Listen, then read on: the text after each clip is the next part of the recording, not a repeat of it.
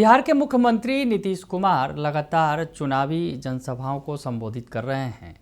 आज प्रधानमंत्री नरेंद्र मोदी के साथ समस्तीपुर में जनसभा में शामिल हुए और उसके बाद सीएम नीतीश कुमार दानापुर भी पहुंचे। दानापुर में बीजेपी कैंडिडेट रामकृपाल यादव के लिए उन्होंने वोट मांगे और रीतलाल यादव के खिलाफ जो है उन्होंने हुंकार भरी। दरअसल रीतलाल यादव आरजेडी के कैंडिडेट हैं, तो रीतलाल यादव के खिलाफ उन्होंने वोट मांगे और इस दौरान सीएम नीतीश कुमार ने अपने किए गए कार्यों का जिक्र किया और शिक्षकों की भी बात की। नमस्कार, दर्श न्यूज़ देख रहे हैं आप, मैं हूं अनुराग।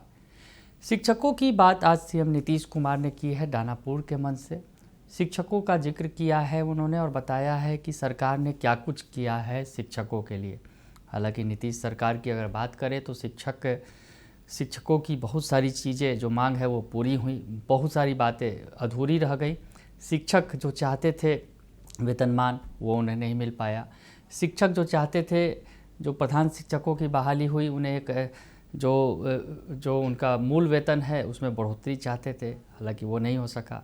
और कई ऐसी मांगें हैं दरअसल जो शिक्षकों की मांग बहुत सारी अधूरी रह गई। हालांकि सरकार ने भरपूर कोशिश की कि आचार संहिता लागू होने के पहले ज़्यादा से ज़्यादा शिक्षकों की मांग पूरी की जाए। हालांकि शिक्षकों की कई सारी मांगें अधूरी रह गई। सीएम नीतीश कुमार ने मंच से जिक्र किया शिक्षकों की बहाली का और क्या कुछ कहा सीएम नीतीश कुमार ने शिक्षकों को लेकर, वो बयान आपको सुनवा देते हैं, पहले आप सुन लीजिए। तो हम लोगों ने तो सर्वप्रथम शिक्षा एवं स्वास्थ्य के क्षेत्र में विशेष ध्यान दिया गया। हम लोगों ने बड़ी संख्या में नए स्कूल खोले और नियोजित शिक्षकों की बहाली की। शिक्षा को बढ़ावा देने हेतु लड़के लड़कियों के लिए पोशाक एवं साइकिल योजना चलाई, जो हम लोगों ने, आप जानते हैं कि बड़ी संख्या में हमने स्कूल सबको चलवाए। और उसी समय सब कह रहा था कि जो शिक्षकों की बहाली उसके लिए कही, हम कहा कि नहीं, आप लोगों को हम कर रहे हैं, आप ही लोग कर लिए, तो लोग तो कर लिए थे। लेकिन बाद में हमको लगा कि सरकारी तौर पर भी कर देना चाहिए। तो हाल ही में बिहार लोक सेवा आयोग द्वारा 2,58,000 सरकारी शिक्षकों की बहाली की और उसमें जो पुराना लोग थे तो उसमें भी लोक सेवा आयोग वाले में कुछ लोग भाग लिए थे, तो उसमें से भी पुराना जो था उन लोगों का 3,000 वाला, तो उसमें 3 लाख वाला, तो 28,976 नियोजित शिक्षक सरकारी शिक्षक बन गए।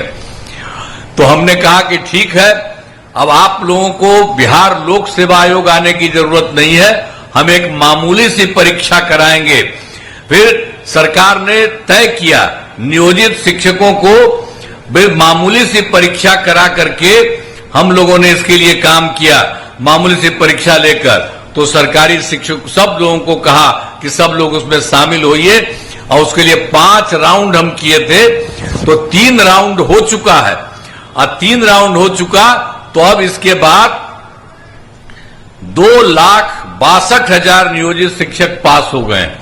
और आप जानते हैं पहले 28,976 तो सरकारी में चली गई थी, तो इतना जो हो गया था पुराना जो 3 लाख से ऊपर था, तो उसी में अब बच गया है मात्र 77,000 केस बच गया। तो अभी तो 2 मौका और है, उसी में हम सब लोगों के इसके लिए बहाई के लिए करवा रहे हैं। तो एक एक तरह से, और अब कुल जो कुछ भी है जितना इतना ज्यादा हमने आपको बता दिया कि 5,20,000 हो गया। अब इस तरह से एक एक तरह से सबका काम बहुत अच्छा बना करके, ताकि लोगों को ठीक ढंग से काम करे। तो सुना आपने कि सीएम नीतीश कुमार ने दानापुर में मंच से कहा कि शिक्षकों के लिए उन्होंने किस तरह से काम किया, शिक्षकों की किस तरह से बहालियाँ की गई, कितने बड़े पैमाने पर बहालियाँ की गई और शिक्षकों को उनका सरकारीकरण किया गया, यानी शिक्षकों को सरकारी शिक्षक बनाया गया। सक्षमता परीक्षाएं ली गई, 3 परीक्षाएं ले ली गई हैं, 2 परीक्षा बाकी है और 77,000 वैसे शिक्षक हैं जो नियोजित शिक्षक वो बचे हैं। इस दौरान उन्होंने उपलब्धियों का भी जिक्र किया कि किस तरह से बीपीएससी की परीक्षा ली और उसमें जो नियोजित शिक्षक शामिल हुए थे उन्होंने भी बेहतर प्रदर्शन किया और 28,000 शिक्षक, जो बीपीएससी की TR1 परीक्षा ली गई थी उसमें 28,000 शिक्षकों ने सफलता हासिल की थी। और इससे ही नीतीश कुमार को जो है आगे के लिए उन्होंने एक खाका खींचा कि अब शिक्षकों को बीपीएससी की परीक्षा में जाने की ज़रूरत नहीं है, एक मामूली सी परीक्षा लेंगे और सभी शिक्षकों को सरकारीकरण उनका कर दिया जाएगा। तो उन 28,000 शिक्षकों से उन्होंने प्रेरणा ली सीएम नीतीश कुमार ने। उस बीपीएससी टीआरई 1 की परीक्षा में उन्होंने ये तय किया, क्योंकि जिन शिक्षकों ने, जो नियोजित शिक्षक बड़े पैमाने पर शामिल हुए थे, उसमें 28,000 से ज़्यादा शिक्षकों ने सफलता हासिल की। तो सरकार को समझ में आया कि इन नियोजित शिक्षकों के पास भी भरपूर क्षमता है और वो बड़ी परीक्षाएं पास कर सकते हैं। तो ऐसे में फिर सरकार ने आगे सक्षमता की जो व्यवस्था की है उसका जिक्र किया उन्होंने, और कहा कि अब महज 77,000 वैसे शिक्षक जो नियोजित शिक्षक हैं, जो जिनका अभी सरकारीकरण नहीं हो सका है, सरकारी शिक्षक नहीं बन सके हैं, हालांकि उनके लिए अभी मौके हैं, वो बन सकते हैं। ये बात उन्होंने जिक्र किया। सीएम नीतीश कुमार ने शिक्षकों के लिए जो, अगर आपको बताएं कि पिछले दिनों जब सरकार चल रही थी, जब आचार संहिता लागू नहीं हुआ था, तो एक कमेटी का गठन किया गया था और कमेटी में वेतन विसंगति से लेकर वेतन संरक्षण का मसला था, या फिर और भी कई सारी जो मांगे थी। दरअसल सीनियरिटी का भी मसला था कि कौन सीनियर कौन जूनियर, इसको भी तय करना था। कमेटी गठित की गई थी, प्राथमिक शिक्षा निदेशक के नेतृत्व में ये कमेटी बनाई गई थी। हालांकि कमेटी की रिपोर्ट नहीं आ सकी और फिर आचार संहिता लागू हो गया, तो ऐसे में मामला लटक गया। लेकिन वेतन संरक्षण की जहाँ तक बात है, वेतन संरक्षण दे दिया गया। तो वेतन संरक्षण का जो लाभ है, जहाँ विशिष्ट शिक्षकों को दिया गया, वही नवनियुक्त प्रधान शिक्षकों को भी वेतन संरक्षण का लाभ दिया गया। लेकिन सेवा निरंतरता की जो मांग थी शिक्षकों की, वो मांग अधूरी रह गई।